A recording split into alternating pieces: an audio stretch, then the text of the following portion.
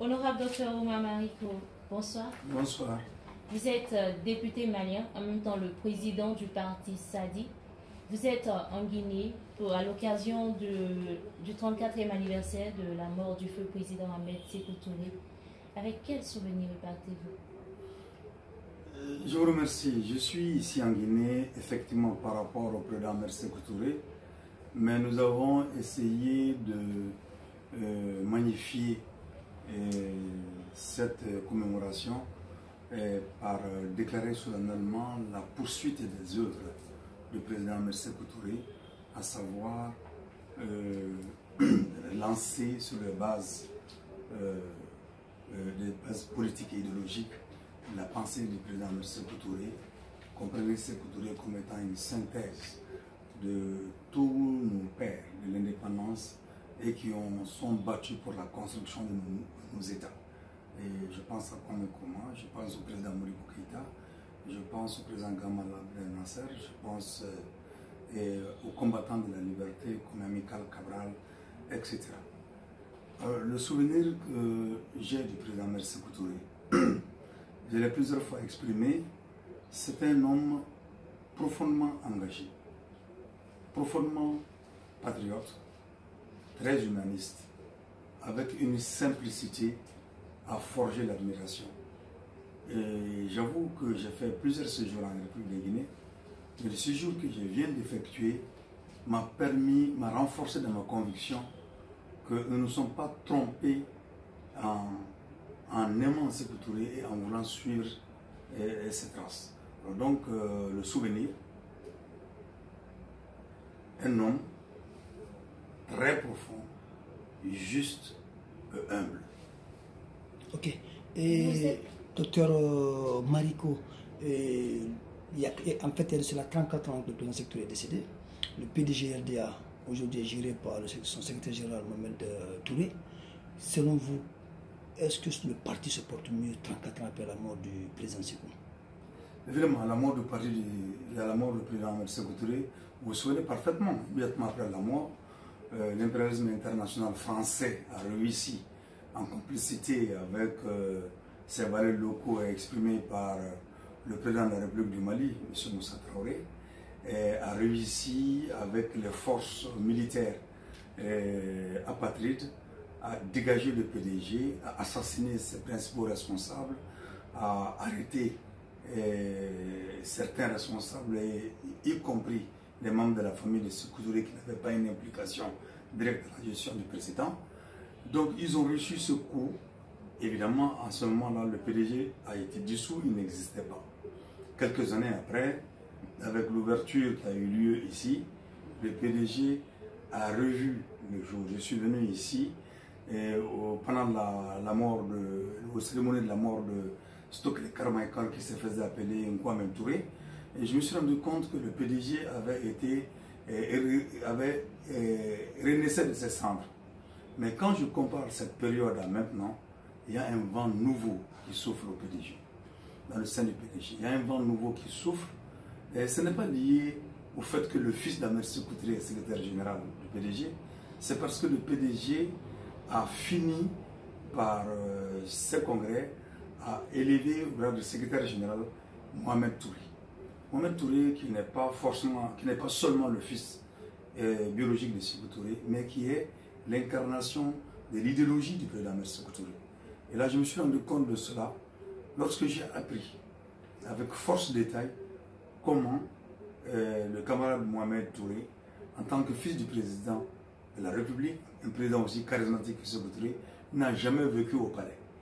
Et Sékou s'est débrouillé à se débarrasser de son fils biologique, en le mettant à la disposition du peuple guinéen, et il a suivi le cursus normal de tout enfant guinéen, ce qui permet aujourd'hui d'évaluer en réalité son éducation et puis la portée politique de la formation idéologique et politique du président Ahmed Sékou Touré. Donc Mohamed soit le secrétaire général actuel du PDG, il n'était pas le premier, comme son père n'a pas été le premier secrétaire général du PDG. Le premier secrétaire général du PDG, paix sur son âme, c'était Mamadou Madela Keïta, un Malien. Le deuxième Il y a eu un deuxième, il y a eu un troisième, le troisième c'est Ahmed Sékou Touré.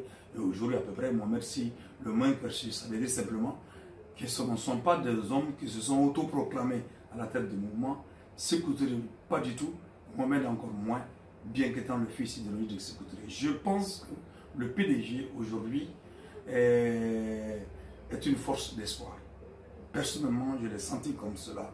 Et c'est qui nous a davantage reconforté dans notre position à lancer ensemble l'URDA, l'Union pour la Révolution démocratique africaine, qui se veut une force politique africaine et alternative à la domination que nous connaissons aujourd'hui, la domination du capital financier international, le FMI, la Banque mondiale et des rentiers d'État qui sont constitués de gouvernants africains, maliens, sénégalais, ivoiriens et guinéens, et qui ont détruit dans nos différents pays les systèmes éducatifs, qui ont détruit le système de santé dans nos pays, qui ont détruit les unités industrielles et qui ont transformé nos pays en pourvoyeurs de biens, de ressources, des biens de consommation et des ressources minières pour le maintien et le soutien des industries extérieures. Alors donc nous voulons aujourd'hui, ce qui est encore plus grave, qui a été fait, c'est qu'ils ont aliéné nos populations. Et cette aliénation a touché l'âme sensible de nos peuples, à savoir la jeunesse. Donc nous nous sommes donnés comme mission de continuer l'œuvre de nos pères dans le contexte actuel. Dans le contexte actuel, pour pouvoir trouver l'alternative à cette situation dans laquelle on est, c'est-à-dire combattre la corruption, combattre le pouvoir des rentiers d'État et engager nos pays vers une véritable transformation en créant un nouveau type d'État. Parce que simplement, aussi, nos pays ont été complètement émiettés. L'effort de construction des nations a été détruit pour pouvoir nous pousser dans un système un peu partout d'ethnocentrisme, ce qui permet de faire la promotion des territoires responsables. En fait, les territoires responsables, c'est de casser les États-nations et de mettre nos ressources à la disposition des puissances extérieures. Nous sommes en ce moment aidés de la bourgeoisie rentière d'État, qui sont leurs complices, qui sont au pouvoir. Et donc, nous voulons trouver une alternative à cela. Et dans cette démarche, il s'agit en ce moment de consolider nos différents partis politiques, le PDG et le parti SADI, d'une part, d'autre part, de faire une grande ouverture vers les partis africains qui ont la même âme, la même pensée que nous, pour que nous puissions en fait libérer nos pays de ce système-là et reconstruire de nouveaux États qui puissent développer nos pays par l'industrialisation, la modernisation de l'agriculture et empêcher nos jeunes à aller dans les pays extérieurs et à mourir dans le désert, mourir dans les eaux, aller faire des travaux qu'ils peuvent faire ici et ailleurs. Donc faire en sorte que la jeunesse s'implique véritablement dans le processus de développement de nos pays en ayant le travail, un travail qui puisse leur assurer toute leur dignité. Ok. Et vous dites, Dr Mariko, que le PDG renaît de ses cendres. Donc, quel regard portez-vous sur la victoire de Aminata Touré à Kaloum? Bon, la victoire de nos camarades à Kaloum, même si ce mouvement, c'est un mouvement indépendant qui n'est pas porté par le parti, c'est la démarche PDG qui leur a permis de gagner. C'est dire simplement, comme les camarades le disent, en se lavant, toute l'eau que tu sors ne reste pas cantonnée sur ton corps. Ça veut dire que le PDG a travaillé, a forgé une conscience de lutte, une vision. Il reste que nous souhaitons, et nous n'avons pas de raison de désespérer, que ce mouvement qui a porté Aminata Fadiga Touré à la tête donc de la commune de Kaloum, nous espérons et nous souhaitons qu'il travaille dans la droite ligne du PDG et que ce soit un facteur, et je pense que c'est un facteur d'enrichissement du Parti démocratique de Guinée et de la Révolution démocratique africaine. Ok, monsieur Dr Mariko, vous avez parlé de votre union pour la révolution, mais nulle part vous n'avez mentionné l'Union africaine. Pourquoi? Que reprochez-vous à l'Union africaine? C'est pas qu'on reproche quelque chose à l'Union africaine. Pas du tout. L'Union africaine est devenue pratiquement une espèce de syndicat des chefs d'État africains et qui n'a pas la même vocation que nous. Nous sommes à la recherche de l'unité politique du continent sur la base d'un programme économique et social qui puisse mettre au centre de ce programme les Africains, qui puisse faire en sorte que nos États soient des États indépendants et souverains. Et l'Union africaine, personnellement, je l'avais dit au moment de sa création, de sa relance, d'une de ses rencontres à Ouagadougou, aurait été quelque chose de très bien respectable, très profitable pour l'Afrique, si elle avait trouvé une alternative au fait que toute l'Afrique est soumise aujourd'hui au programme d'ajustement structurel. Et que toute l'Afrique aujourd'hui, c'est le même système de pensée, c'est le même système économique qui font que les richesses de nos différents pays ne profitent pas au peuple, ça profite à l'étranger. Donc l'Union africaine, quelque part, quand on regarde de plus près, je n'ai pas envie d'être désagréable avec l'Union africaine, c'est qu'elle n'arrive pas à répondre aux attentes de nos peuples. Elle n'arrive même pas à agir exactement comme l'Union européenne agit vis-à-vis des différents États africains. Donc, elle n'arrive pas à sortir même des grands ensembles qui puissent permettre même la simple circulation des personnes et des biens entre les différents États africains. Vous voyez, prenez par exemple entre le Mali et la Guinée, c'est encore mieux, ça va. Mais entre le Mali et le Sénégal, que de tracasseries douanières, que de tracasseries policières, que d'entraves à la circulation des personnes, a fortiori des biens.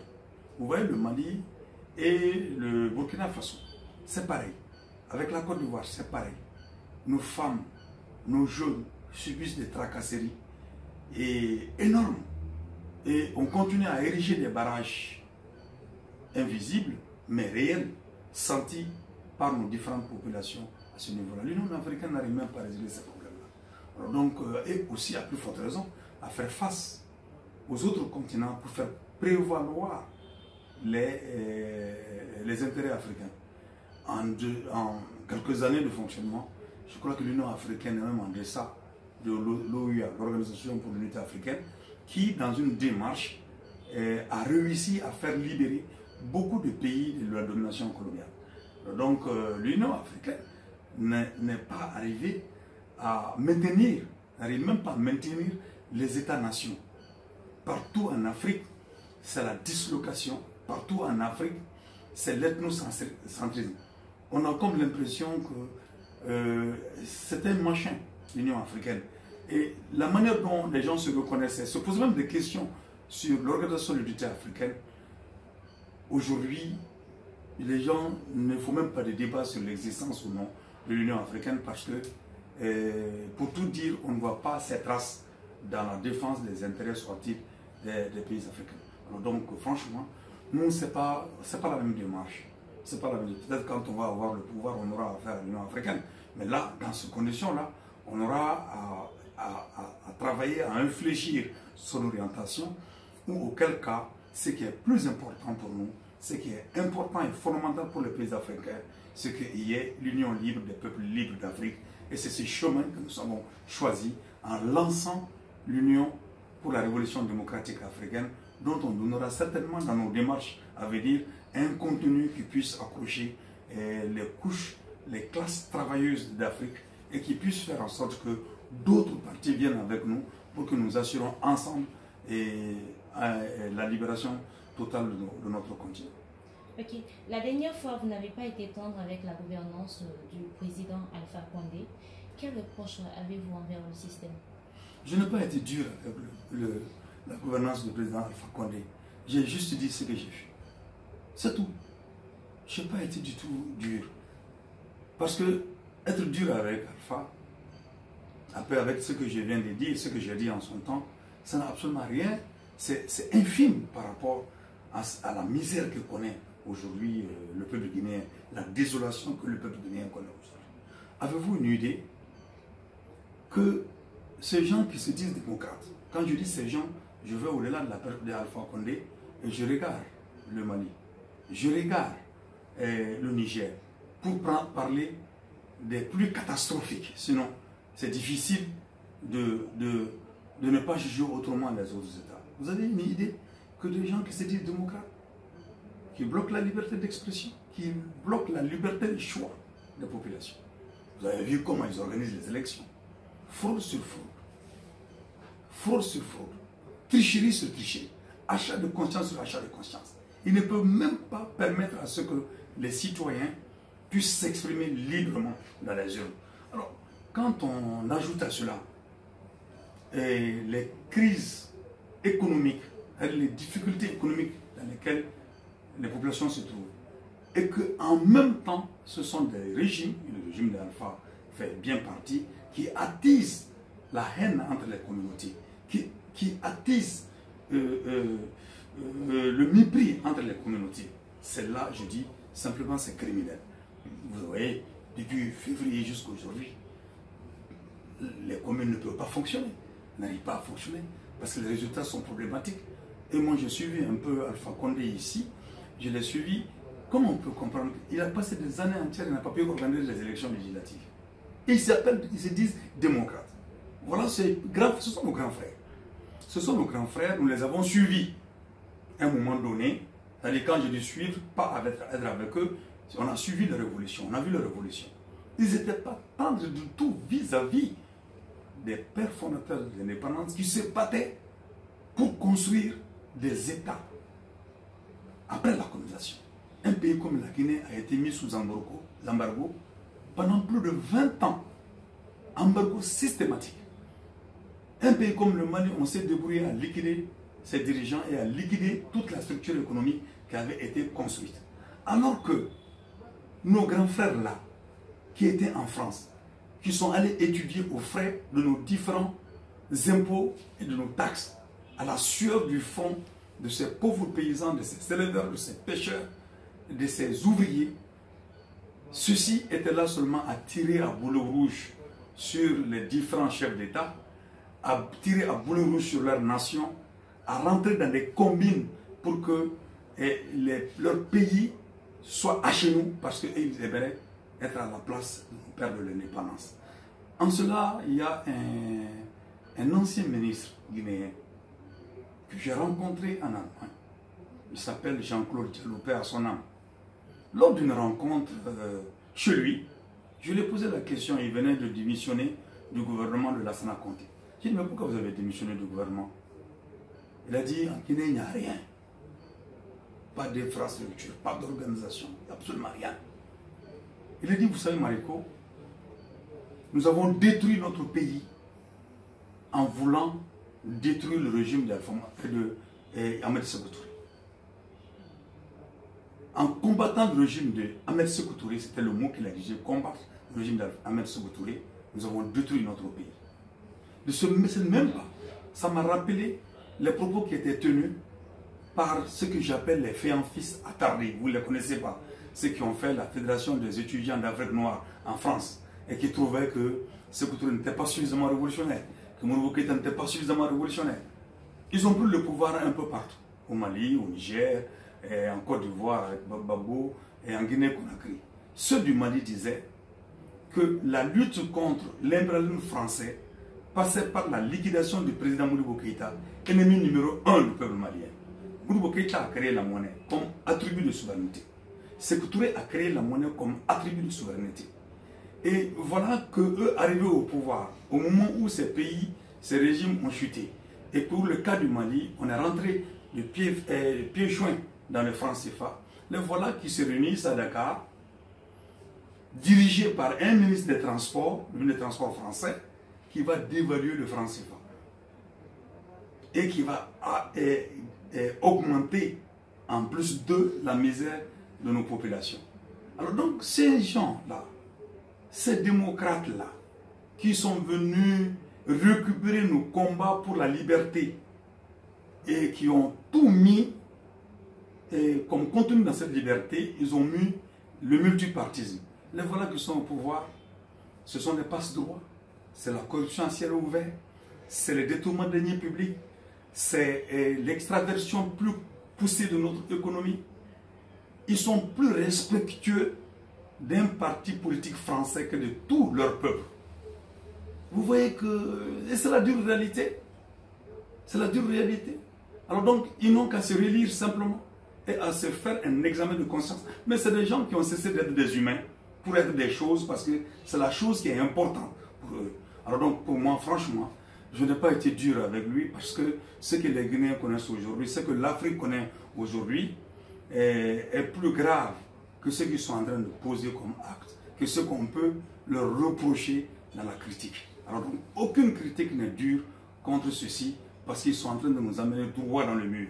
Et ça, c'est extrêmement grave. Et j'ai appris, et pas plus qu'aujourd'hui, que M. Alpha Condé, tout comme Ibrahim Boubacar Keïta, sont tous des nationalités françaises. Voyez-vous, où se trouve la dignité africaine? Où se trouve la dignité malienne? Où se trouve la dignité guinéenne? Alors donc voilà, et vous voyez, il y a Soumamano aussi fou, aussi Niger, qui se permet de mettre des citoyens en prison parce qu'ils ont demandé à ce qu'on revienne sur la loi des finances qui a été votée par l'Assemblée nationale, loi des finances qui n'est pas du tout l'investissement productif et qui liquide les secteurs de santé, les secteurs d'éducation. On les prend, on les met en prison. Et bon, ce n'est pas étonnant puisque c'est les gens qui ont accepté de vendre les enfants de Kadhafi et prendre l'argent et trahir Kadhafi alors que c'est Kadhafi qui les a aidés tous. Il les a aidés tous à l'époque à gagner des élections et à être ce qu'ils sont aujourd'hui. Alors nous sommes en face de quel genre de personnes? Franchement, en le disant, j'évacue un peu pour avoir la tête libre, le cerveau libre, les mains libres pour pouvoir continuer à travailler et à convaincre les populations. J'ai entendu des Guinéens, ou j'ai lu des Guinéens dire que oh là là, il n'a qu'à s'occuper du Mali plutôt que de s'occuper de la Guinée. Mais nous sommes deux poumons des mêmes corps, quand même, d'une part. D'autre part, eux, ils se retrouvent à la CEDEAO.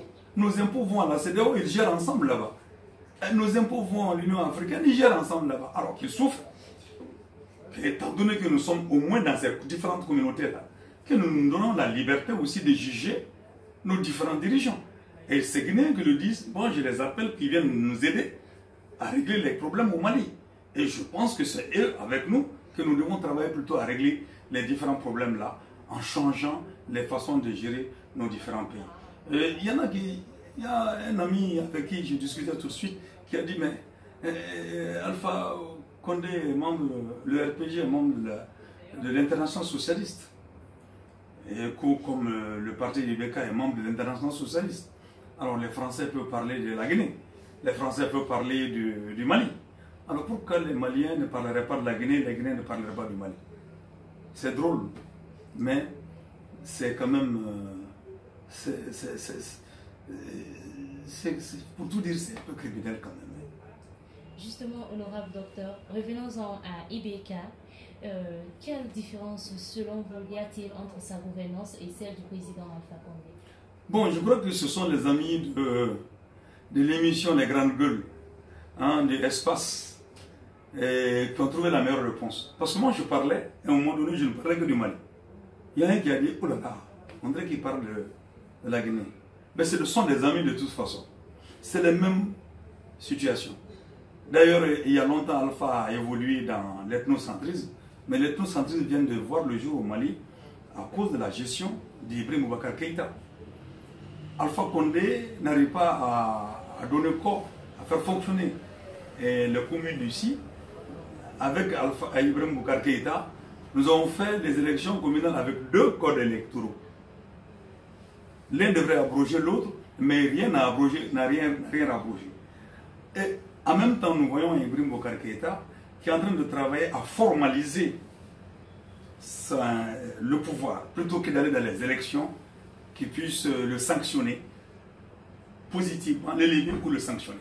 Il est en train déjà de tricher. Je vois à la télé guinéenne comme je vois à la télé malienne, chacun d'entre eux qui suscite des mouvements de soutien par-ci, des mouvements de soutien par-là, des jeunes qu'on infantilise, qu'on aliène, à qui on donne de l'argent et beaucoup d'argent, pour que ces jeunes puissent venir dire, Papa Alpha, on est avec toi. Papa Ibeka, on est avec toi. Et on va juste dans les brousses au Mali, donner de l'argent à des jeunes, à des paysans, à des chefs de village, pour qu'ils viennent dire à Ibrahim Boubacar Keïta, présentez-vous aux élections. Et on sait comment ça se passe. Bon, je vois les mêmes comédies ici. J'ai vu l'incendie du marché, où j'ai vu les gens, au lieu de se révolter contre le régime qui est responsable de cet incendie-là, qui n'a absolument rien fait pour qu'il n'y ait pas d'incendie, alors je les vois, des gens qui sont en train de chanter pour dire qu'on est avec Alpha Condé. Mais en réalité, ce sont des gens qui sont motivés parce qu'ils ont été payés pour le faire. Alors donc, maintenant, je vous demande, à vous de me trouver la différence. Et en fait, docteur Mariko, vous aussi, on vous accuse au Mali de partager souvent, d'avoir partagé avec des putschistes. Quelle réponse avez-vous? Vous avez? J'ai dit, on vous accuse d'avoir partisé à un moment donné avec des putschistes, des gens qui sont venus au pouvoir, non pas les urnes. Ouais. Vous savez, je vais vous dire une chose, pour être très terre à terre. Tous ceux qui ont dit au Mali, comme dirigeants politiques, tous les dirigeants politiques au Mali, sans exception, qui disent que j'ai partisé avec les putschistes, dormaient presque chez les putschistes. Cherchaient la grâce de ces putschistes. Première considération. Deuxième considération, aucun d'entre eux n'a eu le courage de dire on n'est pas d'accord avec ça, cette situation, il faut que ATT revienne et continue son mandat. Personne d'entre eux. Au contraire, ils ont applaudi et ils ont poussé la CEDEAO à obtenir de ATT sa démission. Et tous ces gens qui se disent des putschistes ont ensemble voté une loi à l'Assemblée nationale. On était à l'époque un seul député, le Sadi, pour amnistier tous les putschistes. Ils ont dit les putschistes et leurs soutiens. Tous. Les mêmes politiciens que vous voyez font la cour au soutien des putschistes que je suis, que nous sommes. Alors, il faut être conséquent dans la vie. Mais où est la conséquence dans ce cas? Moi, mon problème est très simple. L'État malien s'est affaissé. Et le coup d'État a été salvateur pour le Mali. Sa gestion n'a pas été celle que j'avais souhaitée. Et aussi, c'est les mêmes qui ont insulté les putschistes à la face du monde, qui ont travaillé et les putschistes ont reculé pour les adopter dans leur système. Ils les ont noyautés, ils les ont complètement phagocytés. Ce sont ces mêmes-là. Alors donc, pour vous dire que nous avons soutenu le coup d'État suite à des constats que nous avons eu à faire. Avant le coup d'État, nous avons été très clairs. Nous avons dit, ça ne va pas. La rébellion est en train de gagner du terrain. Le gouvernement n'est en train de rien faire. Nous avons proposé à l'Assemblée nationale la dissolution du gouvernement. Et nous avons demandé que le président de la République prenne l'article 50 de la Constitution et qu'il dirige par décret. Cette fois-ci, avec un gouvernement dirigé par un Premier ministre conséquent, qui n'est pas forcément celui qui regarde ses yeux pour pouvoir avancer.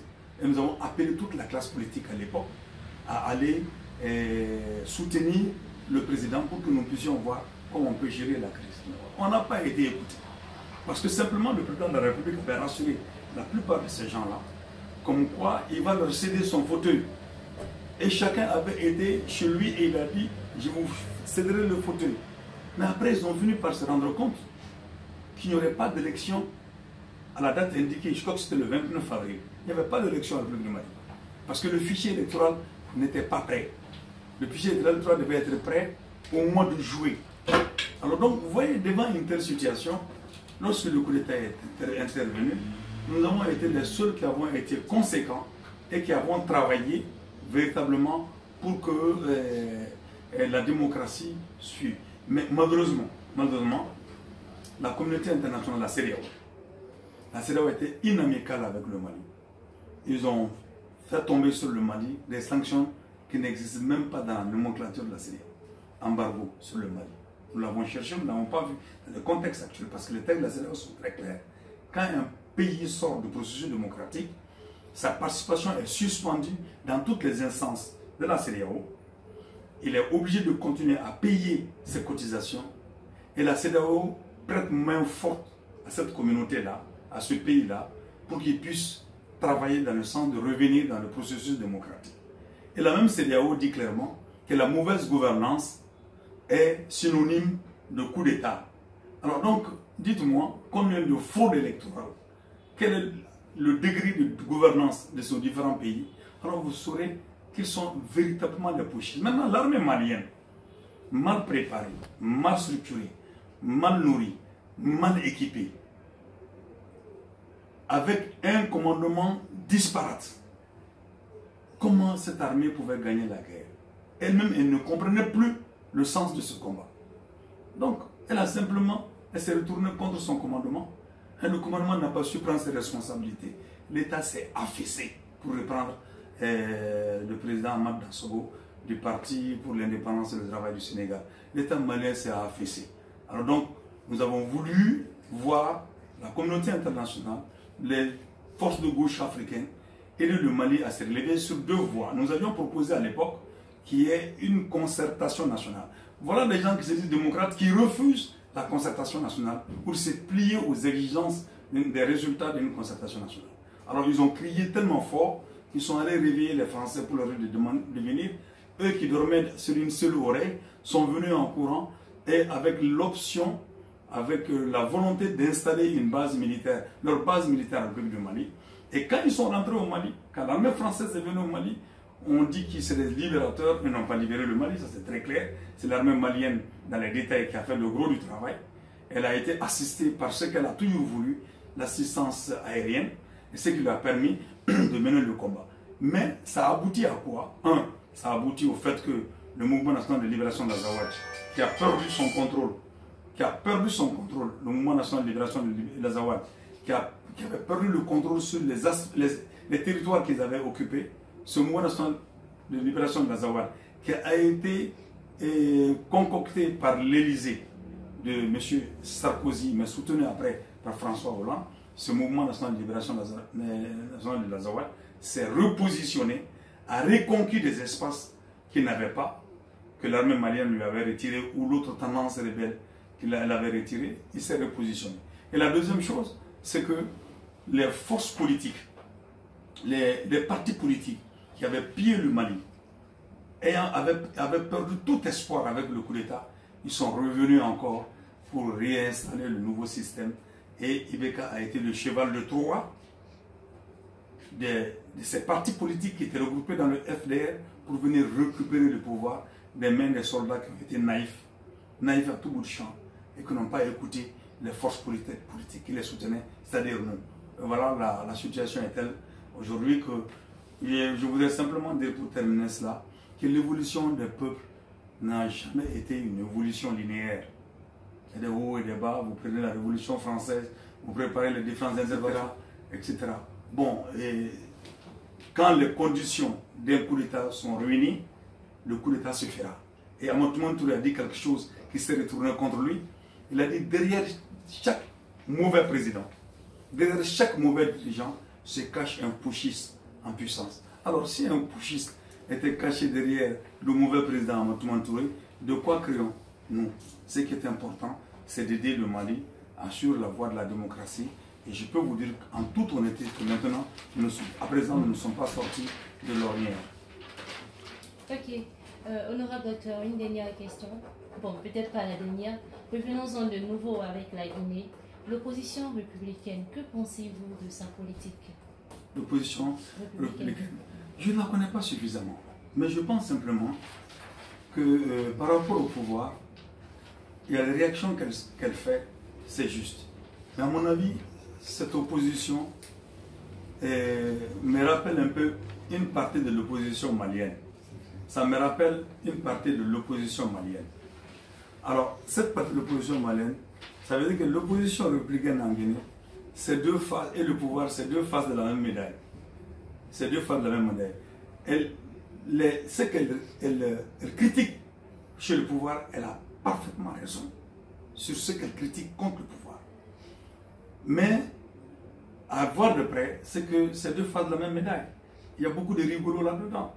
Et à mon avis, il faut aller au-delà de cette opposition. Il faut aller au-delà de cette opposition, de ces méthodes de lutte. Il faut que le peuple guinéen lui-même reconnu comme étant un peuple rebelle et révolutionnaire, que le peuple de Guinée retrouve sa logique d'hier. Parce que c'est le seul peuple de Guinée qui était si organisé que lorsque les Français sont venus pour dire vous voulez la liberté ou vous voulez continuer avec nous dans la communauté africaine et franco-africaine, ils ont dit carrément, le peuple de Guinée a dit nous voulons la liberté, nous voulons l'indépendance. Et le peuple de Guinée a payé un lourd tribut d'avoir voulu son indépendance et sa personnalité. Donc ce peuple de Guinée qui avait un instrument de combat, pour ça, c'était le PDG.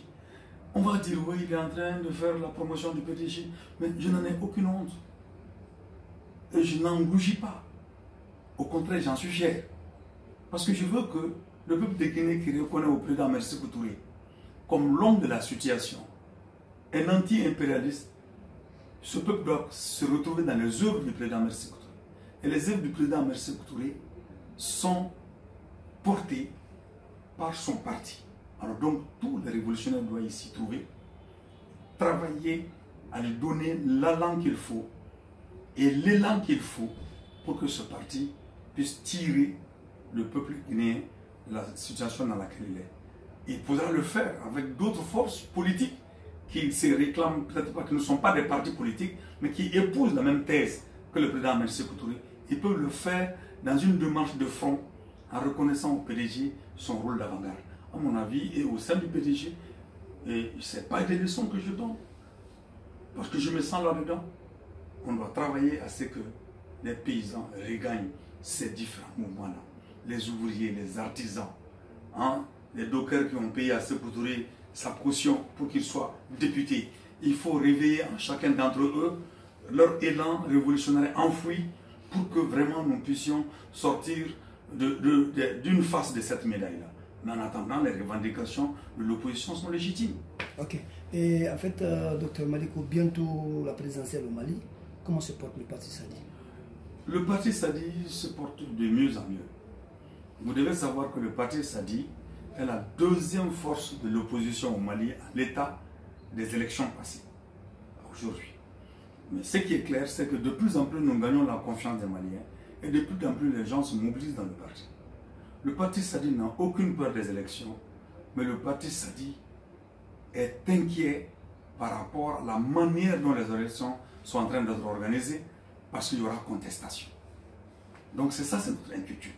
Ceci dit, nous travaillons pour aménager cela par la mobilisation des populations. Ce que je suis en train de dire du PDG, je peux répéter exactement la même chose pour le parti Sadi, pour que la voie de justice sociale puisse triompher, pour que le chemin qui a été tracé dans le but de pouvoir faire en sorte que nous puissions, je dis, donnons-nous le pouvoir, nous nous donnons la décision. Alors donc c'est ce travail-là, parce que voyez au parti des instruments de conquête et d'exercice du pouvoir. Mais entre les mains de qui? La question est là.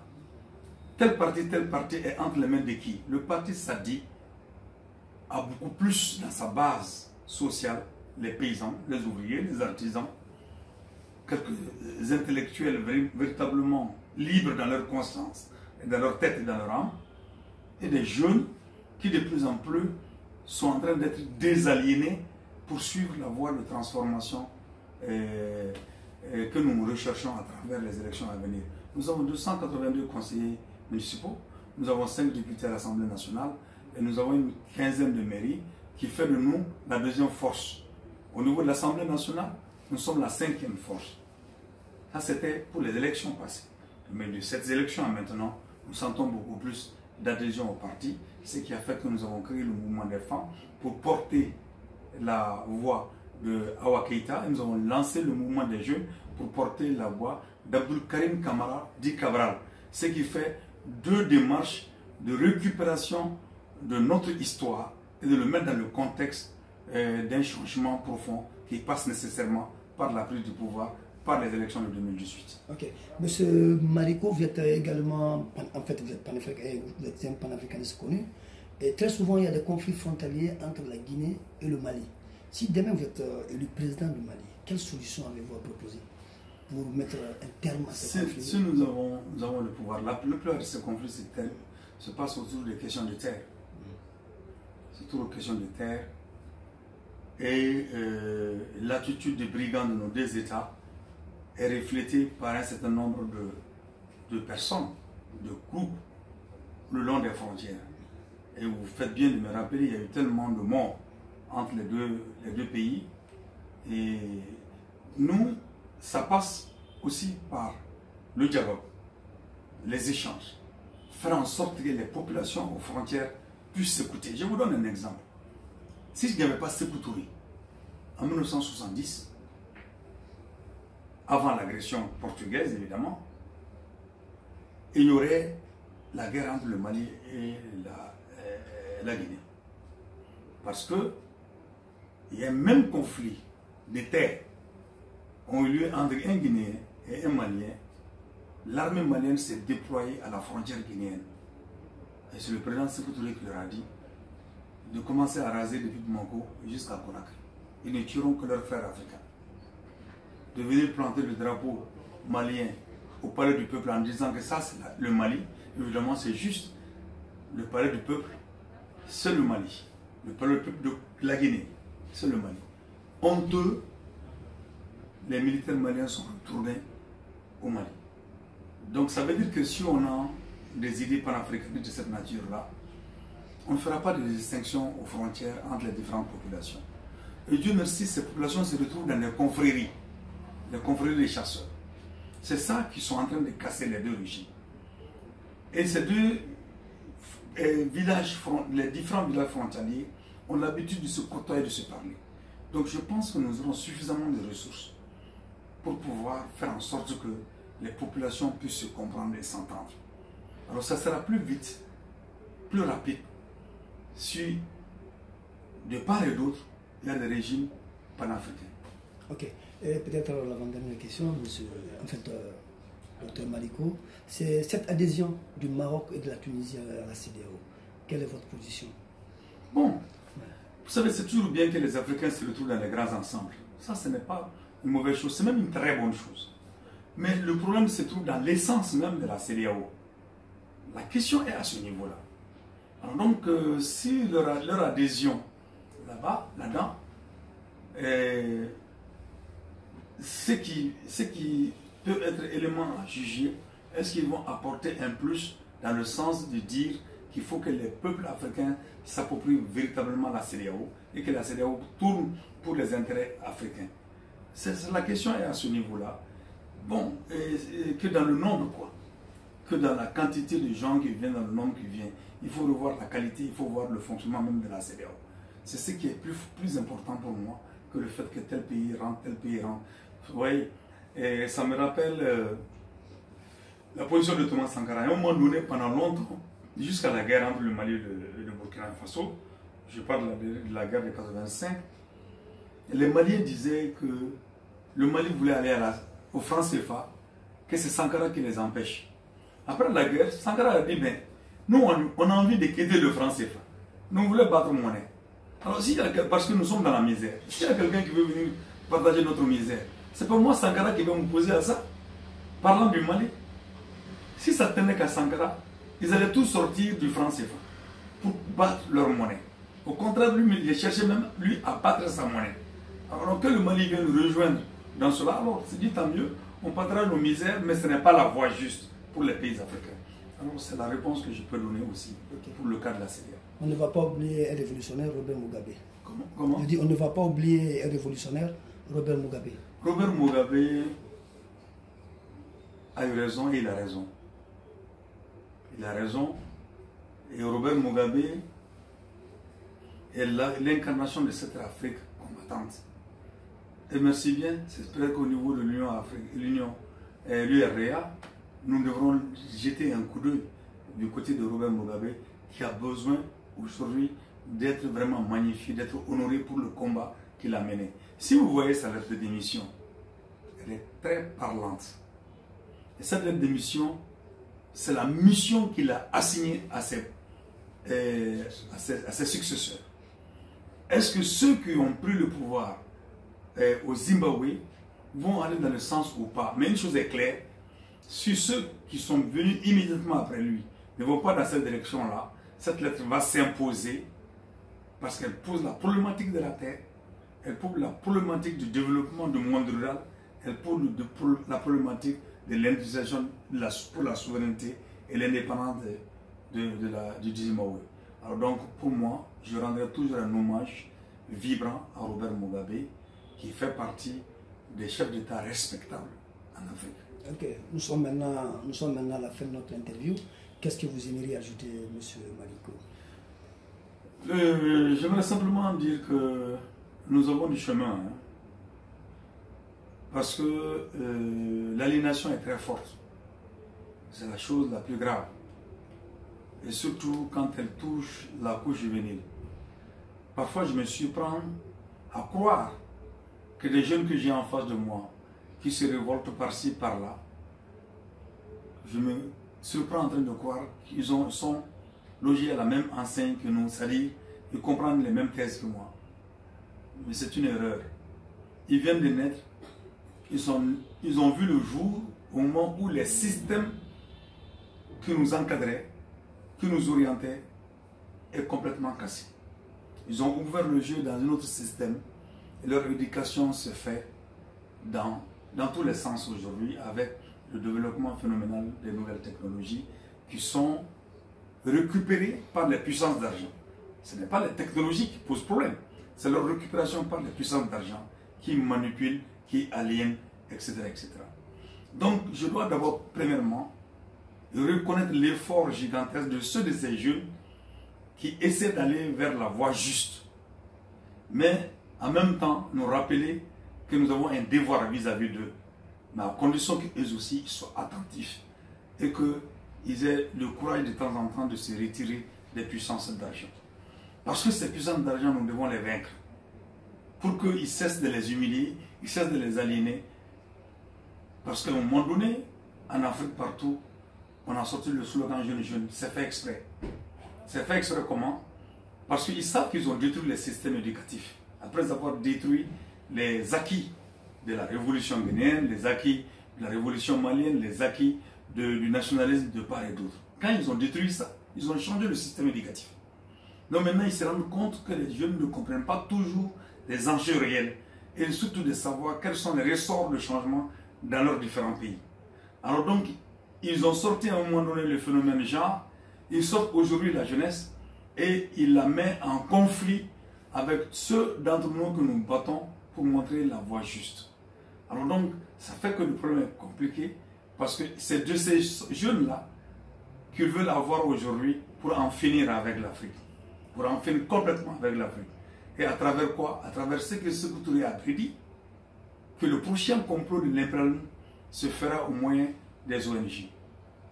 Et ces ONG-là, vous voyez derrière les grosses ONG, ce qui se cache derrière, ce sont les puissances financières internationales qui sont derrière et qui créent des chapeaux qui sont nos dirigeants africains. Alors donc, pour dire encore une fois à la jeunesse que les cadres est offert et ouvert, l'URDA est un cadre pour les jeunes qui veulent du panafricanisme. L'URDA est l'incarnation du panafricanisme vrai. Et les partis qui vont adhérer à l'URDA sont les cadres, les respectables dans lesquels ils doivent se fondre avec leur ardeur, leur énergie juvénile pour pouvoir faire avancer rapidement le bateau du changement. Et je suis convaincu que s'ils comprennent cela, on va aller plus vite qu'on le croit. Et nous cesserons de pleurer, nous cesserons de nous plaindre, de nous lamenter pour être finalement des hommes à la hauteur de la mission que nos générations nous ont confiée. Merci, M. Maliko. Merci beaucoup. Merci beaucoup. Merci beaucoup.